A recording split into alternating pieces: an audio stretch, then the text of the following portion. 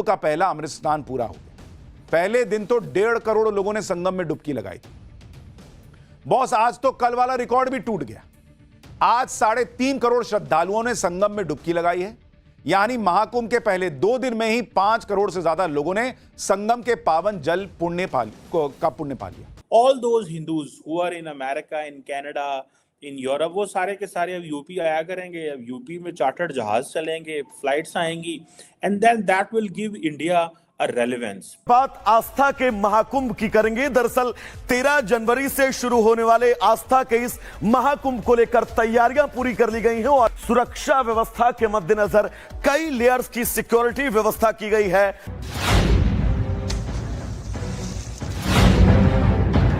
संगम नगरी प्रयागराज के महाकुंभ में श्रद्धालुओं की सुरक्षा के पुख्ता इंतजाम किए गए हैं। जल, थल और नभ तीनों से निगरानी की जा रही है। बड़ी पैमाने पर ड्रोन कैमरों का इस्तेमाल किया जा रहा है, एआई तकनीक का इस्तेमाल किया जा रहा है। लेकिन अगर कोई गहरे पानी में डूब जाता है या पानी के अंदर कोई सामान, कोई संदिग्ध चीज छिपाई जाती है, तो उसका भी पता अंडर वाटर ड्रोन के जरिए लगाया जा सकता है। इस वक्त इंडिया के अंदर एक रिलीजियस टूरिज्म जो है वो स्टार्ट होने वाली है। अब कहा जा रहा है कि ये बड़ी रकम इस्तेमाल हुई है, कोई $200 मिलियन से ज्यादा पर खर्चा हुआ है। ये ऑफिशियल एस्टिमेट्स बता रहे हैं वो। तो ये तो $multi-billion प्रोजेक्ट है। सीएम योगी आदित्यनाथ के निर्देश पर जमीन, आकाश और संगम के पानी में भी 24 घंटे निगरानी की जाएगी। ये अंडर वाटर ड्रोन 24 घंटे पानी के भीतर हर गतिविधियों की निगरानी करने में सक्षम है। उत्तर प्रदेश पुलिस को, पीएससी बल को बहुत सारे साधन संसाधन उपलब्ध कराए गए हैं। उसी क्रम में आज आप देख रहे हैं कि अंडर वाटर ड्रोन को हम लोगों ने प्रोक्योर किया है। ये अंडर वाटर ड्रोन जो है पानी के नीचे की सर्विलांस करने का कार्य करेगा। कोई भी व्यक्ति, कोई भी वस्तु जो लगभग 100 मीटर गहराई तक ये अंडर वाटर ड्रोन कार्य कर सकता है।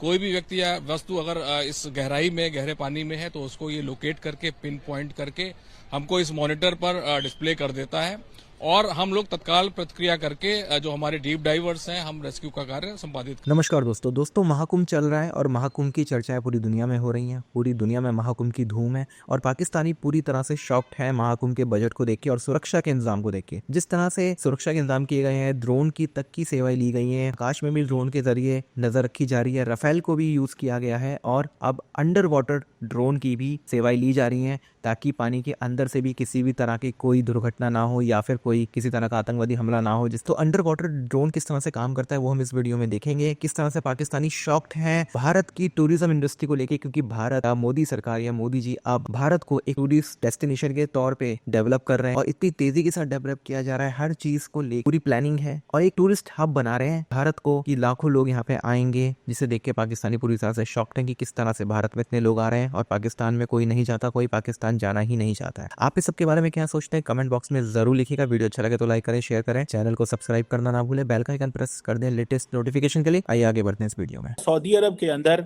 अरबों डॉलर जो है वो सऊदीज कमा रहे थे। So India is going to get that attraction with in all those places जहाँ पे हिंदू पॉपुलेशन ज़्यादा है। फॉर इंस्टेंस श्रीलंका है, मॉरिशस है, नेपाल है, जहाँ जहाँ पे ये है। सो प्राइम मिनिस्टर मोदी ने ये जो प्रोजेक्ट किया है, so it is going to give India religio political and financial hub बनाएगा इंडिया को। जो नहीं है उसको आज बरनौल लगेगा। महाकुंभ की भव्य तस्वीरें आप देख रहे हैं। अब बात नागा साधुओं की, जिनका महाकुंभ में अपना जलवा होता है, जो आज पहले अमृत स्नान के दौरान दिखा भी। त्रिवेणी तट पर हर नागा साधुओं के प्रदर्शन जो था उनका एकदम अद्भुत था।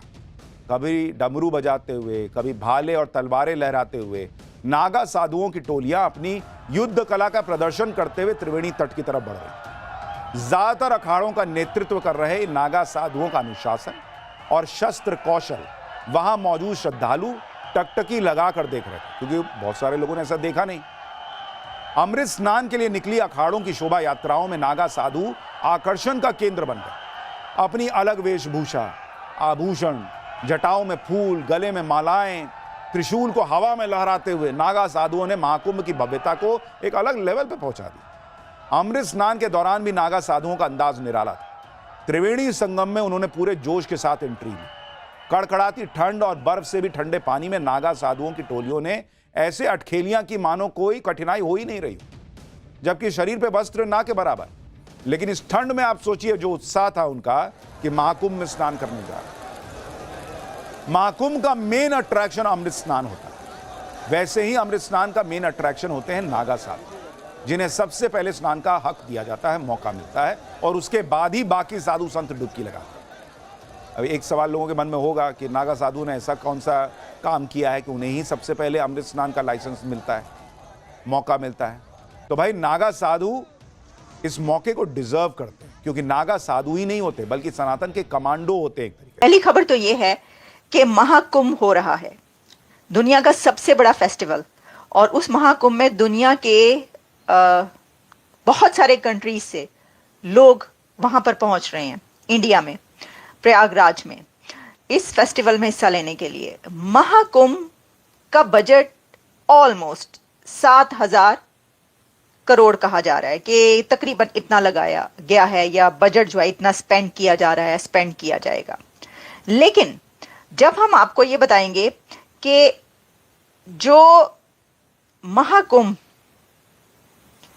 में इनकम जनरेट हो रही है यूपी स्टेट की, उत्तर प्रदेश में महाकुंभ मेले से 2 लाख करोड़